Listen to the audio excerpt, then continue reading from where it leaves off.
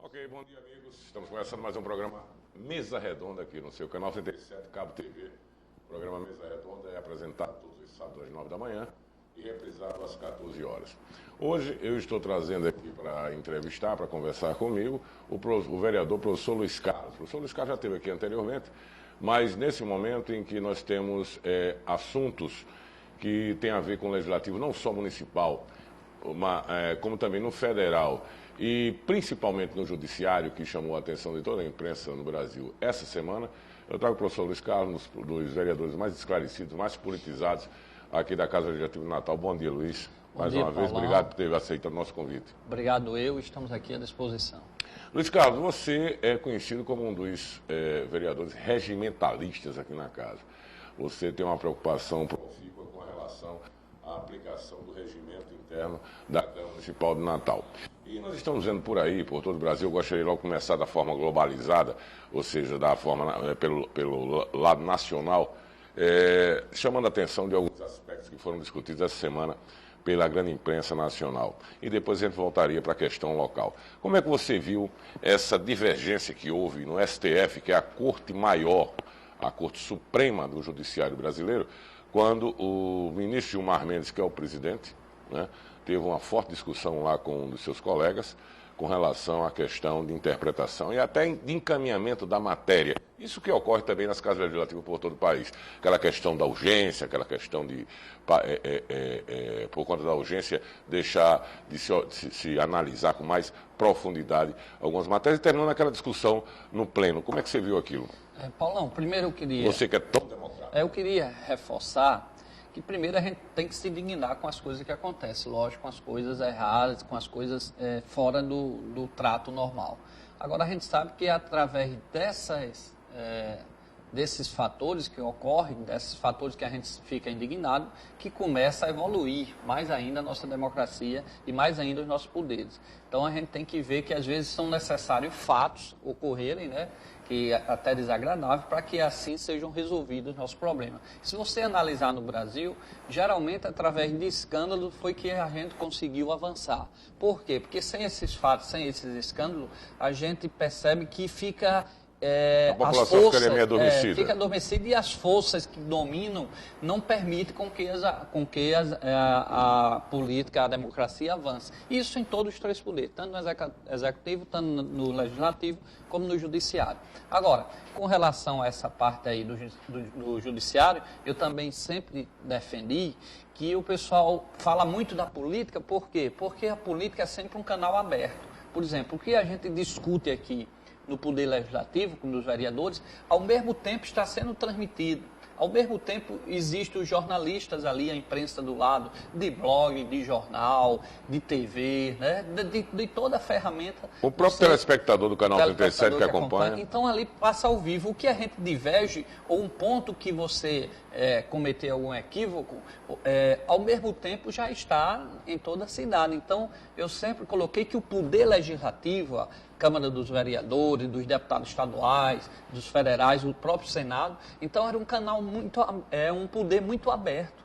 Muito exposto, né? Muito exposto, enquanto você não percebia isso no judiciário, que com certeza acontecia confusões, acontecia discórdia no judiciário e não tinha TV para transmitir. Mas né? veja bem, hoje já tem um canal aberto da Justiça que está fazendo com que a gente acompanhe os trabalhos deles ao vivo também, ao vivo mais de perto, igual como acompanha esse poder. Então, começa a aparecer as coisas, como ocorre em todos os poderes, como eu como educador em escola, se todas as reuniões das escolas fossem transmitidas, ia aparecer bate-bocas, ia aparecer coisas erradas, ia aparecer discordância e a gente avançava muito mais. Então, mas o que o ministro Joaquim levantou é a dissonância que está existindo entre as decisões, ou seja, as considerações, as avaliações feitas pelos seus pares, e principalmente por Gilmar Mendes. Segundo ele, o ministro Gilmar Mendes gosta muito da mídia e esquece de ter contato com as ruas. Eu acho que quando ele se refere também a isso, Luiz, é o fato de que hoje nós temos uma situação quase que anômala aqui no país com relação à questão da punitividade. Ou seja, o próprio ministro Gilmar Mendes foi quem deu habeas corpus para aquele caso do banqueiro, Daniel Dantas. Foi ele quem colocou na rua. Foi ele também quem tomou aquela decisão de se fazer cumprir a Constituição quando não existindo o transitado e julgado, ninguém pode ter o seu direito de liberdade privada, e por conta disso, de repente, uma gama de criminosos comuns estão nas ruas. E a população, de uma certa forma, tem reclamado com relação a isso.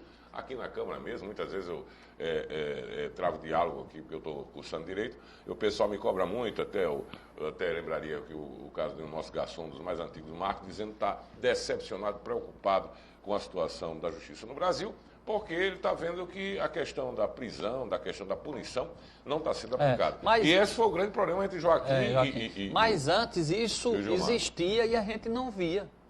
Hoje está muito mais aberto e as coisas vão evoluindo a partir disso. Então, por exemplo, está vindo uma nova turma aí, você veja até a turma do Ministério Público, é uma turma nova, uma outra geração, já pensa diferente, está sempre ali em cima. E é necessário que ocorra isso, porque senão, se não existir, termina, você sabe que um lobo perde o rebanho da ovelha. É verdade, basta uma ovelha negra para tornar então você tem que existir isso para que toda instituição não seja enfraquecida, porque senão, se não tiver instrumento de fiscalização, de cobrando, a sociedade atenada, né? É uma nova geração também na parte jurídica, como tem uma nova geração na parte política também. Então, se não tiver esses fatores, termina todo mundo se perdendo e indo a costumes anterior. Então, eu acredito que o Gilmar Mendes realmente é uma geração antiga, deve vir uma nova geração que está convivendo com a outra realidade, com a outra cobrança da sociedade, né? São outros paradigmas. Eu acredito que dessa forma o nosso país está avançando bem. Agora, lógico, como eu disse, a gente tem que se indignar. Mas se você for observar, são fatos como esse que avançam. Sem ao mesmo tempo ameaçar a questão da estrutura. Porque você não pode perder a instituição. Você veja o que disse o próprio senador Cristóvão Buarque, queria fazer um plebiscito para acabar com o Senado, com o Congresso, com a Câmara, com o Senado, com deputados, com vereadores. Quer dizer, eu acho, na minha opinião, a política é importante. Na minha opinião, até é um mal, mas é um mal necessário. Então, na hora que você diz que é um mal necessário, você não pode deixar de ter a política.